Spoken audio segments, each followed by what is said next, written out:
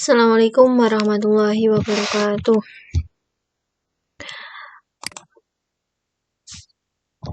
Selamat pagi.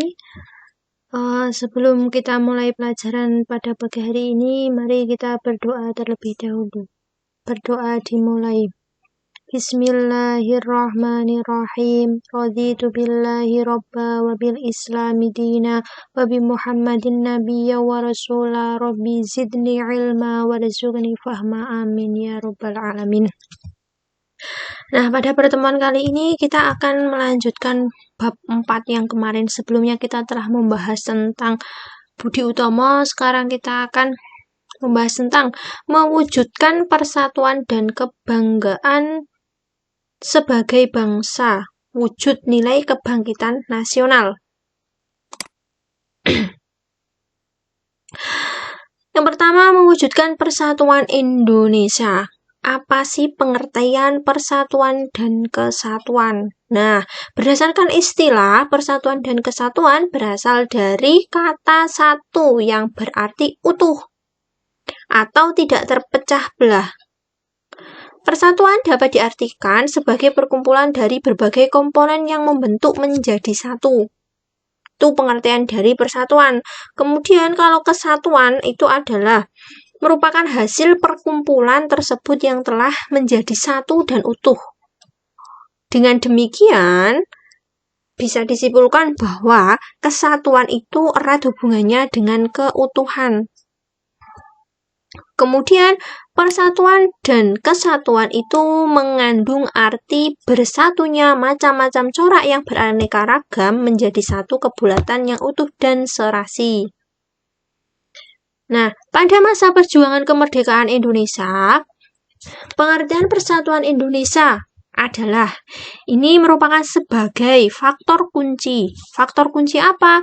Yaitu sebagai sumber semangat, motivasi, dan penggerak perjuangan Indonesia. Nah, hal ini maksudnya adalah persatuan Indonesia ini tercantum pada pembukaan Undang-Undang Dasar 1945.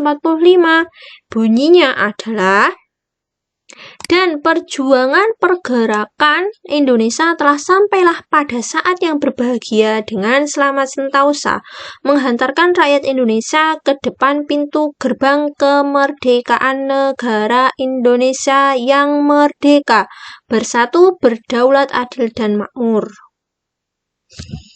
Adapun tahap-tahap pembinaan persatuan bangsa Indonesia ini adalah tahap-tahap yang paling menonjol. Yang pertama ada perasaan senasib. Perasaan senasib ini sebagai bangsa akan meningkatkan rasa persatuan dalam seluruh rakyat Indonesia. Dengan adanya perasaan senasib, ini merupakan faktor keterikatan terhadap tempat kelahiran atau menghadapi suatu masalah tertentu. Nah, contohnya misalkan teman-teman kalau di pondok pasti misal ada teman yang merasa senasib dalam artian kayak gini. Oh, ada teman yang dari Sumatera. Kalian ada yang dari Sumatera, ternyata dapat teman yang dari Sumatera. Nah, serasa kan, satu daerah kayak gitu.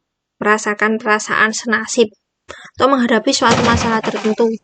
Kemudian yang kedua, kebangkitan nasional. Kebangkitan nasional adalah sesi pergerakan perjuangan bangsa Indonesia yang mulai menyadari kondisi dan potensi sebagai suatu bangsa. Nah, kebangkitan nasional ini dipelopori dengan adanya kelahiran Budi Utomo pada tahun 1908 yang kemarin teman-teman sudah mempelajari Budi Utomo, sejarah berdirinya Budi Utomo.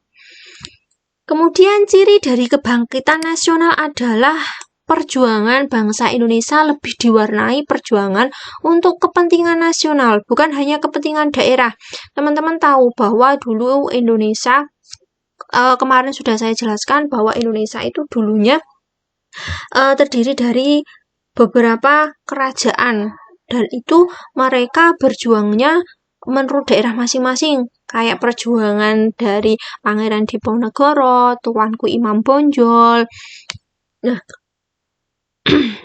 Itu mereka dulu berjuangnya per daerah, bukan nasional. Kemudian makanya adanya kebangkitan nasional itu diwarnai lahirnya Budi Utomo pada tahun 1908. Kemudian setelah adanya kebangkitan nasional, adanya Sumpah Pemuda. Sumpah Pemuda ini merupakan penegasan bagi bangsa Indonesia untuk mewujudkan sebuah negara yang memiliki identitas dan dicintai rakyatnya. Nanti di bab selanjutnya akan membahas tentang bab sendiri tentang Sumpah Pemuda. Kemudian setelah Sumpah Pemuda adanya Proklamasi Kemerdekaan. Ini merupakan titik puncak perjuangan rakyat Indonesia. Peristiwa Proklamasi Kemerdekaan dan pengesahan Undang-Undang Dasar Negara Republik Indonesia tahun 1945 merupakan konsensus atau kesepakatan bangsa Indonesia bahwa pengaturan kehidupan berbangsa dan bernegara dilandasi oleh Pancasila dan Undang-Undang Dasar 1945. Jadi kesepakatan bangsa Indonesia atau berjalannya negara Indonesia, pengaturan kehidupan berbangsa dan bernegara itu dilandasi oleh Pancasila dan Undang-Undang Dasar 1945. Nah, dengan itu disepakati mengenai bentuk negara, yaitu Negara Kesatuan Republik Indonesia. Dan masyarakatnya berada dalam satu bangsa yang terdiri atas berbagai suku, ras, etnis, budaya, agama, dan norma-norma kehidupan yang mencerminkan Bhinneka Tunggal Ika. Kemudian Pancasila dan Undang-Undang Dasar 1945 ini merupakan konsensus nasional atau tadi istilah konsensus atau kesepakatan bangsa Indonesia dan menjadi panduan penting dalam menjaga persatuan dan kesatuan bangsa Indonesia. Karena banyak berbagai peristiwa pengkhianatan berupa pemberontakan, gerakan separatis yang dilakukan oleh berbagai kelompok masyarakat untuk mengubah dan mengganti Pancasila dan Undang-Undang Dasar 1945. Ingat peristiwa-peristiwa, banyak sekali peristiwa yang ingin mengganti ideologi bangsa Indonesia. Contohnya adalah salah satunya Partai Komunis Indonesia. Nah, itu salah satu contohnya. Kemudian ada lagi Permesta. Banyak nanti di bab selanjutnya akan membahas itu. Kemudian di sisi lain kita juga dapat menyaksikan kelemahan. Nah, ini kalian sebagai jiwa muda, sebagai pemuda, semangatnya masih sangat berkobar, masih sangat semangat sekali untuk memperjuangkan kebangkitan dan kejayaan Indonesia sampai saat ini. Tetapi di sisi lain para pemuda itu juga mempunyai titik lemah.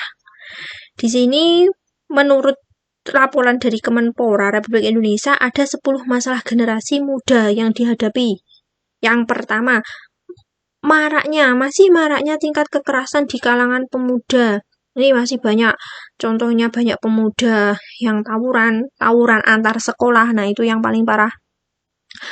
Tawuran antar sekolah, antar geng, masih muda-muda. Mereka mungkin merasa dirinya masih kuat, yuk tawuran. Kemudian ada kecenderungan sikap ketidakjujuran yang makin membudaya. Nah, ini saya harap teman-teman hilangkan sikap tidak jujur. Mulai menanamkan sifat jujur mulai sejak dini. Kemudian berkembangnya rasa tidak hormat kepada orang tua, guru, dan pemimpin. Sekarang banyak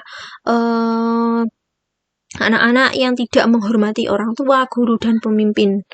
Tapi semoga anak-anak MTS Nurul Ummah bisa menghormati orang tuanya, guru, dan pemimpin. Orang tua ini nggak hanya kedua orang tua, tetapi orang yang lebih tua juga harus kita hormati. Kemudian sikap rasa curiga dan kebencian satu sama lain. Nah, ini yang sering kadang itu teman-teman, yuk aku benci sama itu, aku benci sama itu. Hilangkan sikap seperti itu. Semuanya untuk demi persatuan dan kesatuan kita tidak boleh saling curiga dan saling membenci. Kemudian penggunaan bahasa Indonesia yang makin memburuk. Sekarang teman-teman lebih suka menggunakan bahasa apa ya? Ya, mulai celah mencintai dengan menggunakan bahasa Indonesia yang baik dan benar. Istilahnya apa ya? Enggak usah sok gaya kayak gitu kan. Tapi juga nggak apa-apa mempertahankan bahasa daerah dalam artian bahasa ibu. Tetapi kita tetap juga harus menggunakan bahasa Indonesia yang baik. Kemudian berkembangnya perilaku penyimpangan di kalangan pemuda. Contohnya banyak sekarang pemuda yang menggunakan narkoba, terus pornografi, porno aksi dan lain-lain. Nah, ini menyebabkan, ini titik lemahnya para pemuda. Teman-teman sekarang apalagi bebas pegang HP, nggak seperti ketika kalian di pondok nggak boleh bawa HP, sekarang di rumah boleh bawa HP, teman-teman bebas mengoperasikan HP-nya. Nah, ini kalau tanpa pendampingan orang tua, kalau orang tua kalian tidak mengawasi, kalian bisa buka yang tidak. Tapi saya harap teman-teman semuanya menggunakan HP-nya dengan hal-hal yang baik. Kemudian kecenderungan mengadopsi nilai-nilai budaya asing, melemahnya idealisme, patriotisme, serta mengendapnya semangat kebangsaan, meningkatnya sikap pragmatisme dan hedonisme. Kemudian makin kabur pedoman yang berlaku dan sikap acuh tak acuh terhadap pedoman ajaran agama. Nah, dengan 10 masalah yang dihadapi pada generasi muda ini membuat lemahnya semangat juang dan munculnya berbagai masalah karakter tersebut. Pada dasarnya melemahnya tercapai cita-cita nasional. Contoh, perilaku menyimpang di kalangan pemuda jelas merusak masa depan pemuda itu sendiri. Jadi teman-teman, kalau kalian melakukan hal-hal yang merusak atau menyimpang tadi, itu kalian yang rugi siapa? Yang rugi kalian sendiri.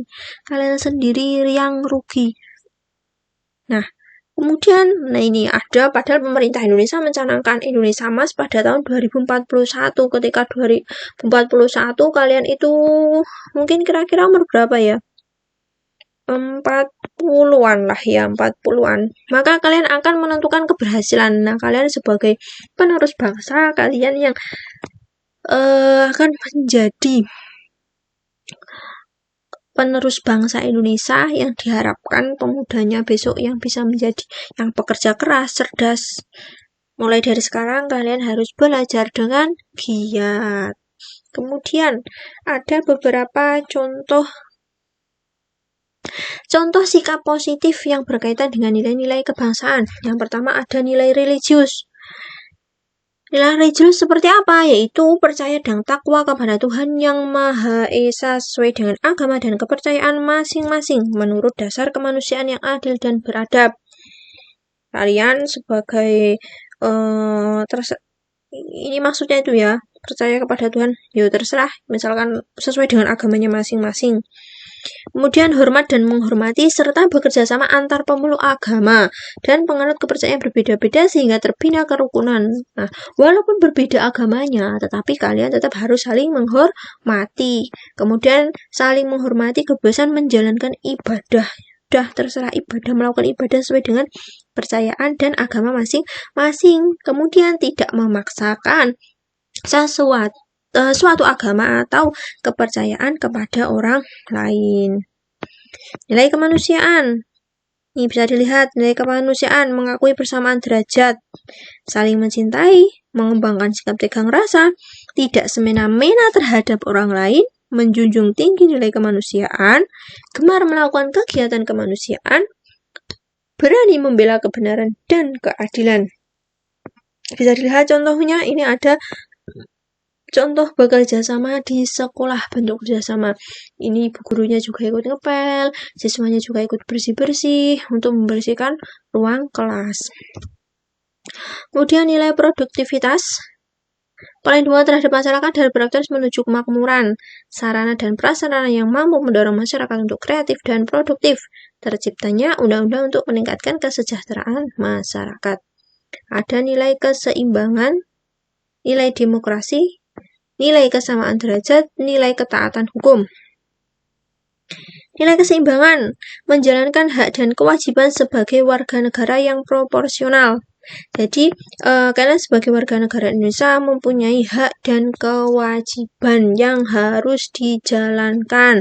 Tidak boleh memaksakan kehendak sendiri. Tapi teman-teman harus saling toleransi, tolong-menolong, rukun, damai, menghormati, entah itu menghormati perbedaan agama maupun kepercayaan. Kemudian nilai demokrasi. Nilai demokrasi, kalian sering tahu dengar demokrasi. Nilai demokrasi ini berada di tangan rakyat. Berarti setiap warga negara memiliki kebebasan yang bertanggung jawab terhadap penyelenggaraan pemerintahan.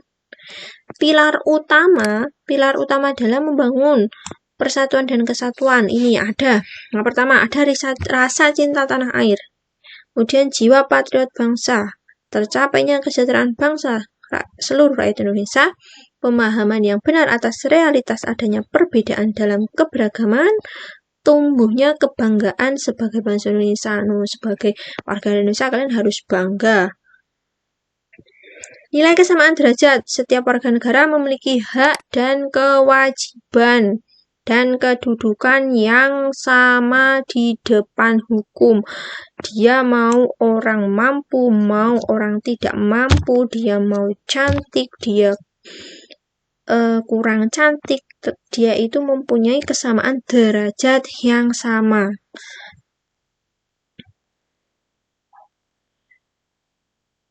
Nah, mempunyai hak untuk mendapatkan kehidupan yang layak, mendapatkan pendidikan, pelayanan kesehatan, serta aman dari ancaman ketakutan. Yang terakhir, nilai ketaatan hukum. Setiap warga negara tanpa pandang bulu, semua warga negara tanpa terkecuali wajib menaati setiap hukum dan peraturan yang berlaku. Tidak boleh misalkan aku anaknya orang kaya, aku nggak mau menaati hukum. Tidak boleh. Semuanya warga negara Indonesia itu wajib menaati hukum yang berlaku di Indonesia. Kalau ada pertanyaan, silahkan menghubungi saya. Dari saya cukup sekian. Mari kita akhiri dengan bacaan hamdalah. Alhamdulillahirabbil alamin. Wabillahi taufiq wal hidayah. Wassalamualaikum warahmatullahi wabarakatuh.